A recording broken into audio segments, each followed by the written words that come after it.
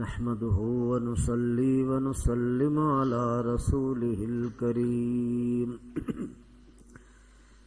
أما بعد فأعوذ بالله من الشيطان الرجيم بسم الله الرحمن الرحيم قل يا أيها الناس إن كنتم في شك من ديني فلا أعبد الذين تعبدون من دون الله ولكن أعبد الله الذي يتوفاكم وأمرت أن أكون من المؤمنين۔ اے میرے نبی محترم، ان لوگوں سے یہ بات کہہ دو کہ اگر تم لوگ میرے دین کے معاملے میں کسی شک میں مبتلا ہو تو خدا کو چھوڑ کر جن کی تم بندگی کر رہے ہو، میں کبھی بھی ان کی بندگی کرنے کے لیے تیار نہیں ہوں، لیکن میں تو اس اللہ ہی کی بندگی کروں گا جس کے قبضہ قدرت میں تمہاری موت ہے، اور مجھے یہ حکم ہے کہ میں ایمان لانے والوں میں سے ہو کر رہوں۔ وَأَنْ أَقِمْ وَجْهَكَ لِلدِّينِ حَنِيفًا وَلَا تَكُونَنَّ مِنَ الْمُشْرِكِينَ، اور مجھے حکم ہے کہ اپنا چہرہ سیدھا دین کی طرف رکھوں اور شرک کرنے والوں میں سے نہ بنوں۔ وَلَا تَدْعُ مِن دُونِ اللَّهِ مَا لَا يَنفَعُكَ وَلَا يَضُرُّكَ فَإِن فَعَلْتَ فَإِنَّكَ إِذًا مِّنَ الظَّالِمِينَ۔ اللہ کے سوا ان کی بندگی کیسے کی جائے نہیں کر سکتا۔ مجھے حکم ہے وہ جو نہ آپ کو کوئی نفع دے سکتے ہیں نہ کوئی نقصان دے سکتے۔ اللہ فرماتے ہیں اے میرے حبیب، اگر آپ نے ایسا کر لیا تو آپ کا شمار بھی بے انصافوں میں ہو جائے گا۔ وَإِن يَمْسَسْكَ اللَّهُ بِضُرٍّ فَلَا كَاشِفَ لَهُ إِلَّا هُوَ، اگر آپ کو کوئی نقصان اللہ پہنچانا چاہے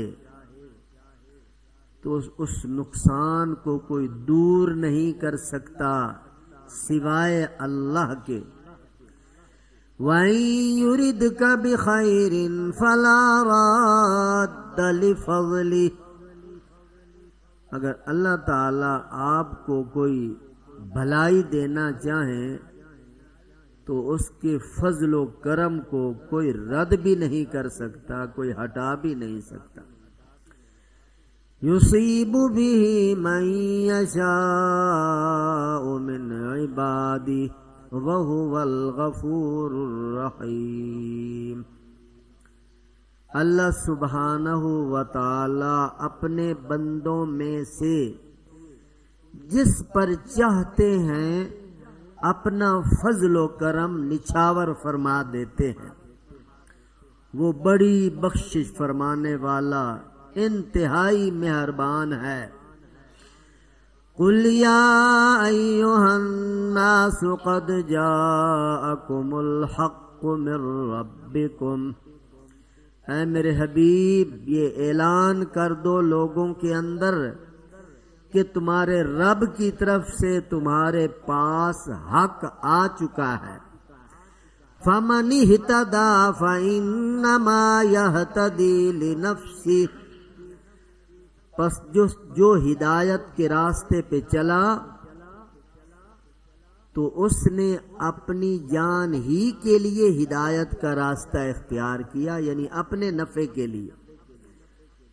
وَمَن ضَلَّ فَإِنَّمَا يَضِلُّ عَلَيْهَا وَمَا أَنَا عَلَيْكُمْ بِوَكِيلٍ، اور جو گمراہ ہوا اس کی گمراہی کا وبال بھی خود اسی پر پڑنے والا ہے، اور میں تم لوگوں پر مسلط نہیں ہوں۔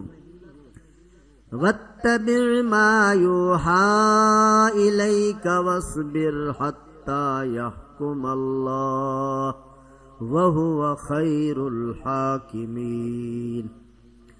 اے میرے نبی محترم، آپ پیروی کیجئے اس وحی کی جو آپ کی طرف کی جا رہی ہے، اور صبر کا دامن تھام کے رکھیں حتیٰ کہ اللہ تعالی خود ہی کوئی فیصلہ فرما دے، اور وہ بہترین فیصلہ فرمانے والا ہے۔ درود پاک پڑھ لیجیے۔ اللہم صلی علی سیدنا۔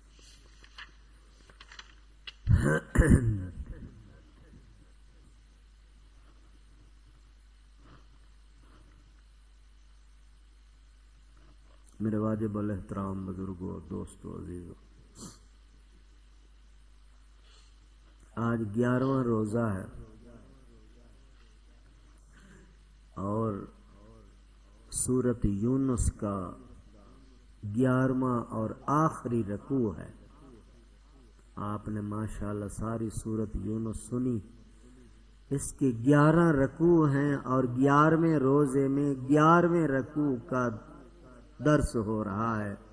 اللہ پاک اپنی بارگاہ عالیہ میں قبول و منظور فرمائے، اور تمام حاضرین کی دل کی نیک تمنائیں پوری فرمائے، اور دلوں کو نور ایمان سے روشن اور منور فرمائے۔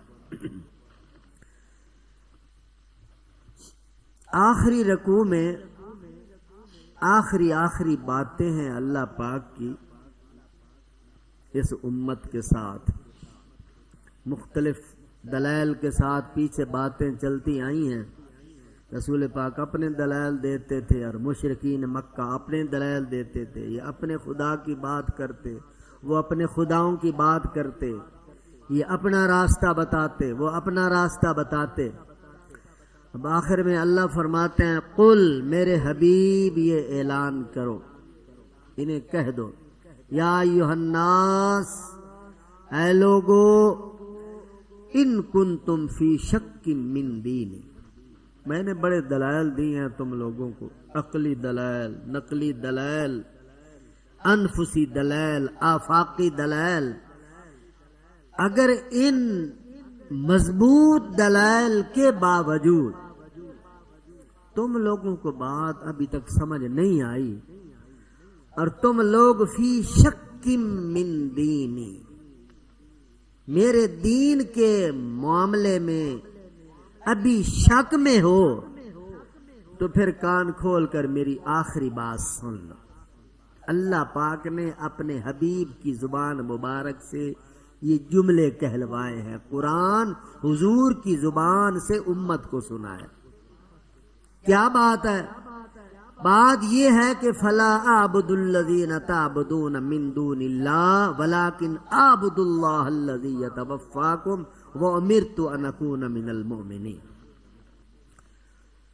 یہ تم حاشیہ خیال سے بات نکال دو کہ تم لوگوں نے جو اتنی تکرار اور بحث مباحثہ کیا ہے کہ کہیں محمد جھک جائیں گے ہمارے بتوں کی طرف، ہمارے خداؤں کی طرف، ہمارے دین کی طرف، یہ بات حاشیہ خیال سے نکال دو۔ ایسا کبھی نہیں ہو سکتا۔ یہ پتھر پہ لکیر ہے، دو ٹوک ہے، اٹل فیصلہ ہے کہ میں اس رب کی بندگی کرتا ہوں جس کے ہاتھ میں تم لوگوں کی موت اور حیات ہے، اور تم تو بے جان مورتیوں کے پیچھے پڑے ہوئے ہو۔ میں کبھی بھی ان کی پرستش نہیں کر سکتا، میں اس خدا مختار قادر قہار جبار اس ذات کی عبادت اور پرستش کرتا ہوں اور کرتا رہوں گا جس کے ہاتھ میں تمہاری موت حیات ہے. وہ جب چاہے تمہیں پھڑکا دے اور جتنا چاہے تمہیں ڈھیل دیتا رہے.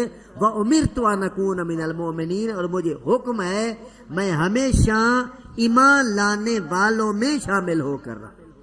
تم اگر بے ایمان ہو ٹھیک ہے، تمہیں تمہارا راستہ مبارک اور مجھے میرا راستہ مبارک.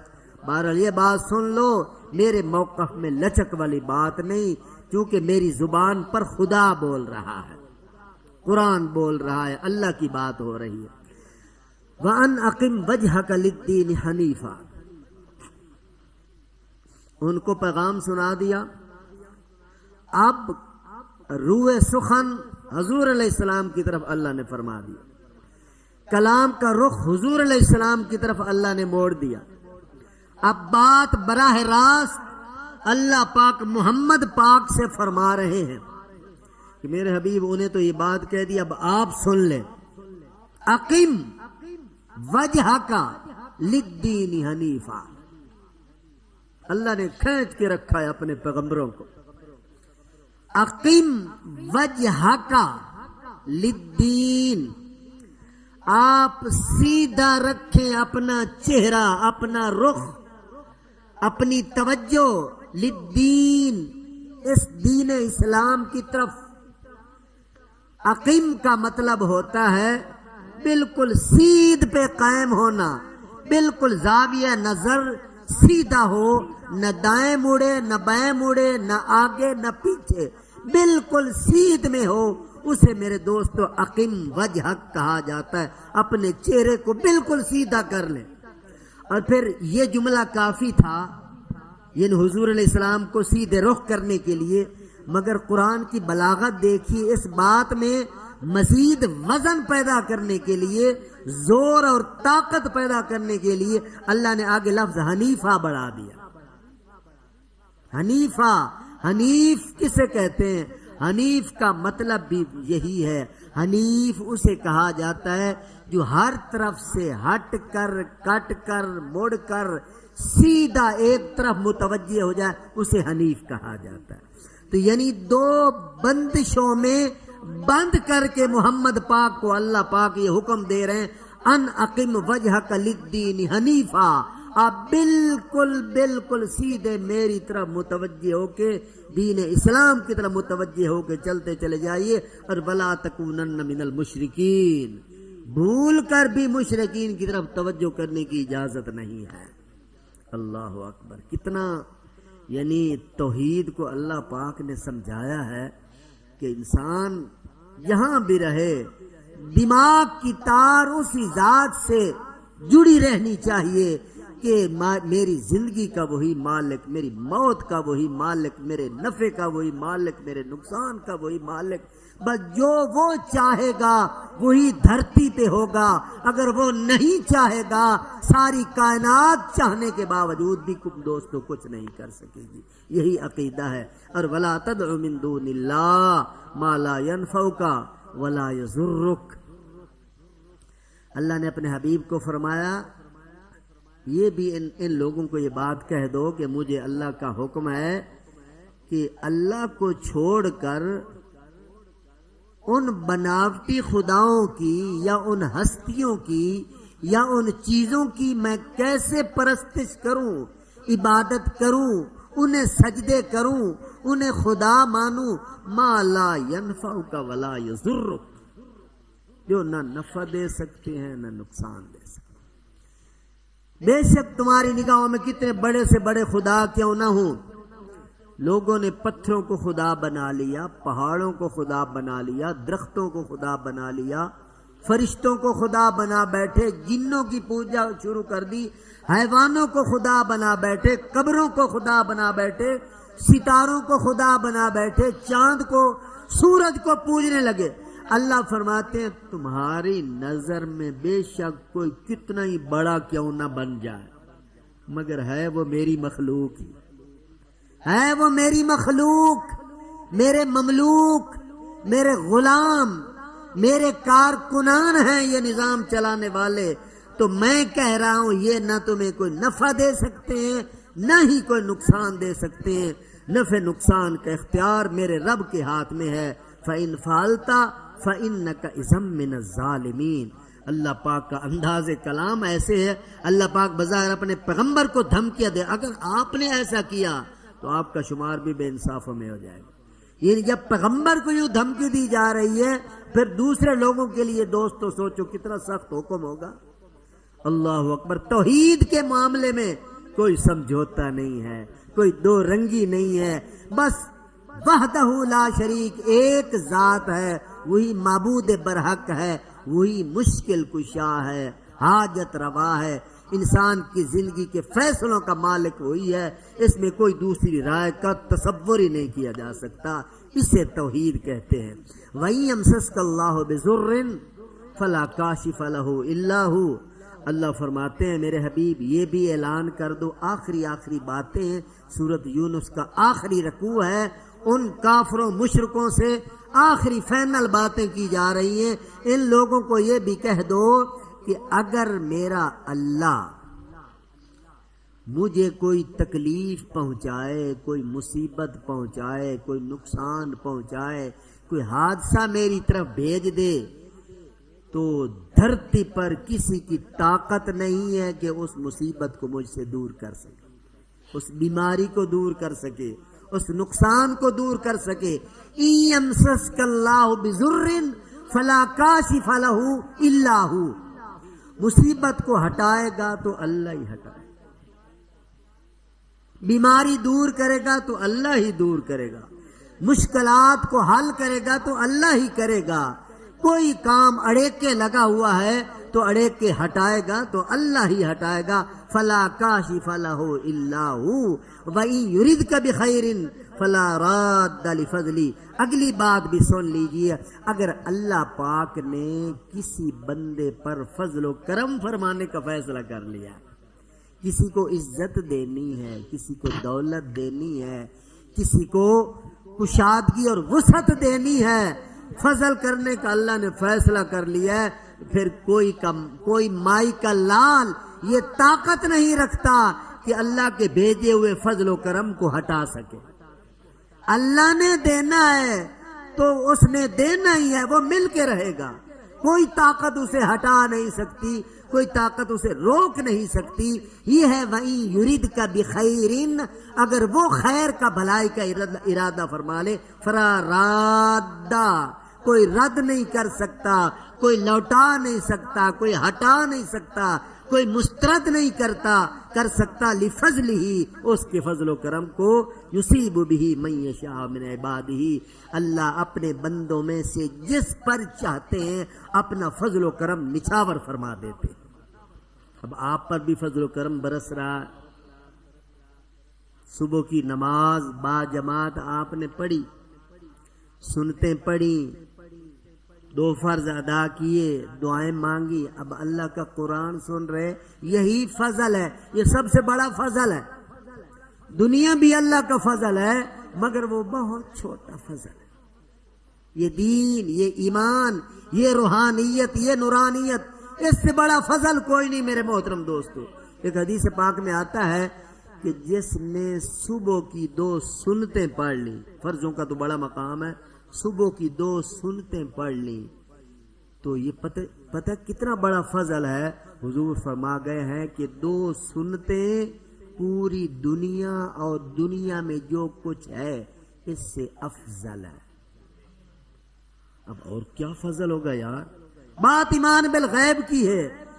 ظاہر پرست، مادہ پرست کہیں گے یار دکھاؤ کدھر ہے فضل، اور تم ٹکرے مار کے بیٹھے ہو تو بکواس کرتے ہیں نا، کفر کرتے ہیں، نماز کو ٹکرے کہتے ہیں، ٹکرے مار کے بیٹھو، کیا لیے بیٹھے ہو، ایسے ہی بیٹھے ہو۔ مگر ہم ایمان بالغیب رکھنے والے لوگ ہیں، ہمیں قرآن پر یقین ہے، نبی علیہ السلام پر یقین ہے، نظر آئے یا نہ آئے دیکھیں نہ دیکھیں، ہماری آنکھیں دھوکہ کھا سکتی ہیں، مگر قرآن حق ہے، اسلام حق ہے، نبی علیہ السلام کا پیغام حق ہے۔ اللہ پاک کا یہ فضل، روحانیت والا، نورانیت والا، ایمان والا، قرآن والا، اس سے بڑا فضل میرے دوستو دھرتی پر ہو ہی کوئی نہیں سکتا۔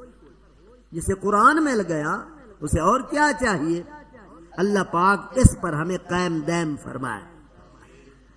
جس پر رب چاہتے ہیں، اس کا مطلب ہے آپ جو بیٹھے ہیں آپ کو کسی نے بٹھا رکھا ہے۔ جس پر رب چاہتے ہیں اپنا فضل نچھاور فرماتے ہیں۔ وَهُوَ الْغَفُورُ الرَّحِيمُ، وہ بڑی بخشش فرمانے والا، انتہائی مہربان ہے۔ قُلْ یا ایھا الناس، اے میرے حبیب ان لوگوں میں یہ بھی اعلان کر دو، آخری باتیں، فائنل باتیں، کیونکہ بڑے دلائل اس قوم کو دے چکے تھے حضور علیہ السلام۔ اللہ پاک اپنے حبیب سے فرماتے ہیں کہہ دو فَمَنِ اهْتَدَىٰ فَإِنَّمَا يَهْتَدِي لِنَفْسِهِ، اگر کسی نے ہدایت کو قبول کر لیا ہے تو خدا پر کوئی احسان نہیں کر دیا۔ ہدایت قبول کی ہے تو فَلِنَفْسِهِ، اس کا فائدہ آپ کو ہی ہوگا۔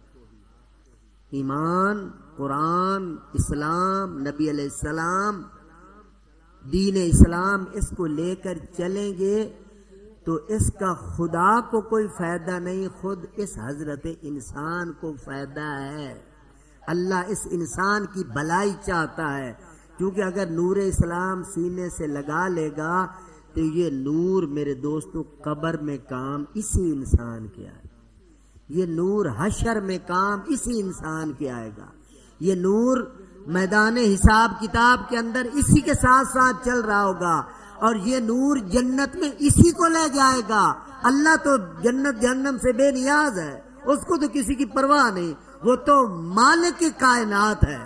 تو انسان یہ مت سمجھے کہ مجھے جو بار بار اللہ کہتے ہیں ہدایت پہ، شاید اللہ کا کوئی بھلا ہے، اس میں اللہ کا کوئی فائدہ نہیں۔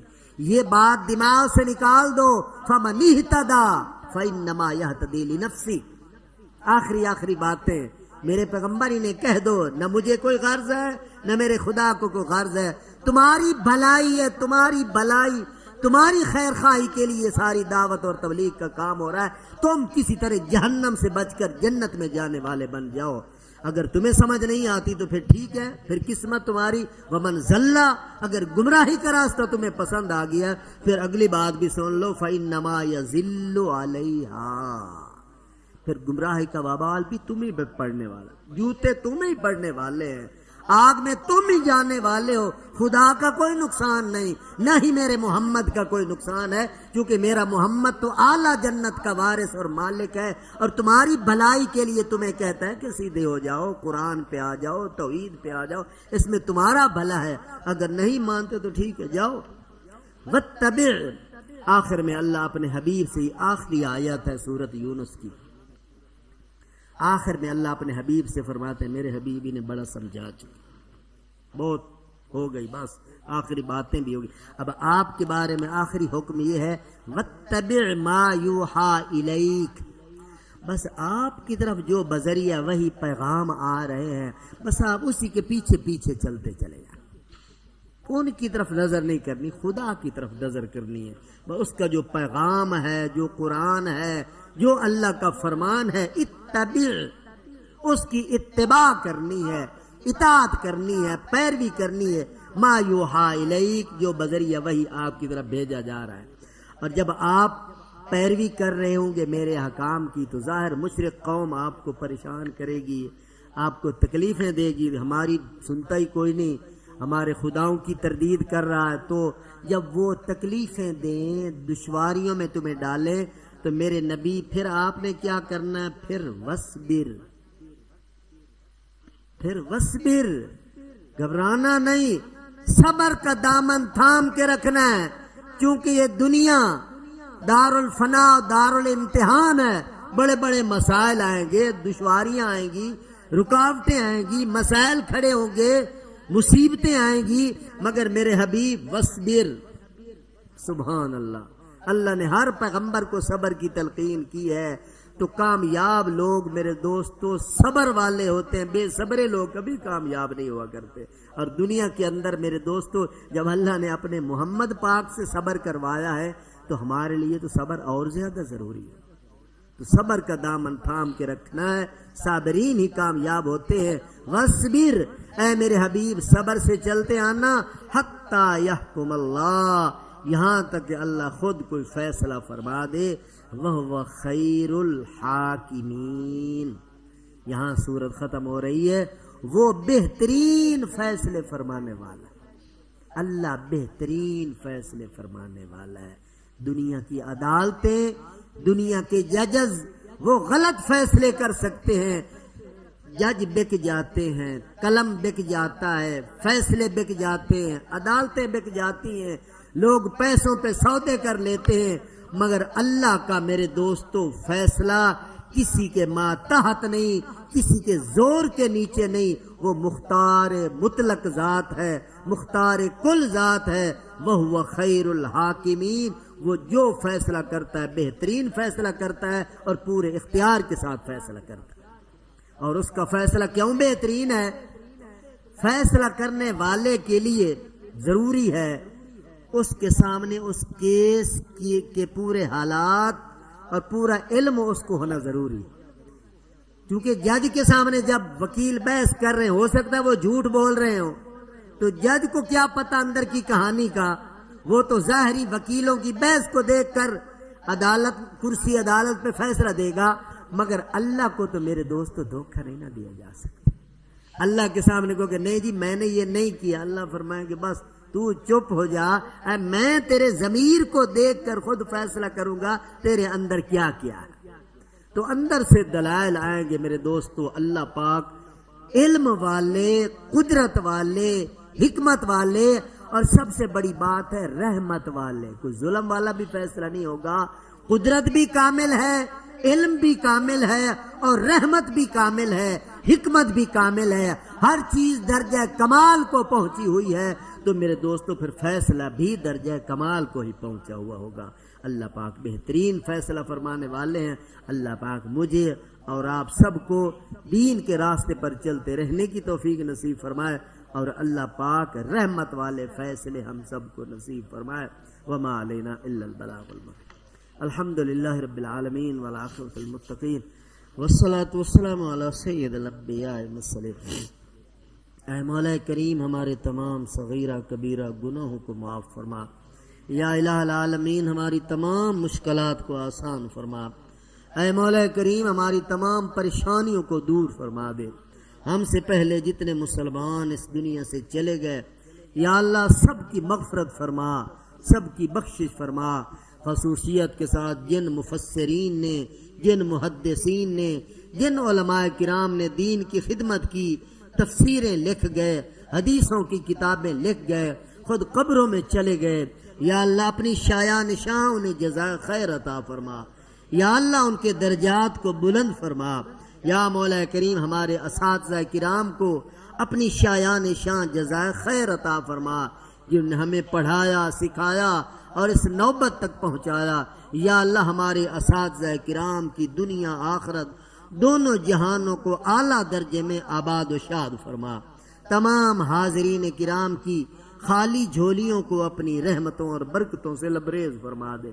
یا اللہ سب کی تمام نیک حاجات اپنے پاک کلام کی برکت سے، ماہ رمضان کی برکت سے، نبی علیہ السلام کی برکت سے یا اللہ پوری فرما دے۔ یا مولا کریم جو کچھ مانگا ہے عطا فرما، جو نہیں مانگ سکے بن مانگے عطا فرما، اپنی شان کے مطابق عطا فرما۔ وصلی اللہ تعالی علی حبیبہ وخیر خلقہ سیدنا محمد وعلی آلہ وصحبہ وآل بیتہ اجمعین برحمتک یا ارحم۔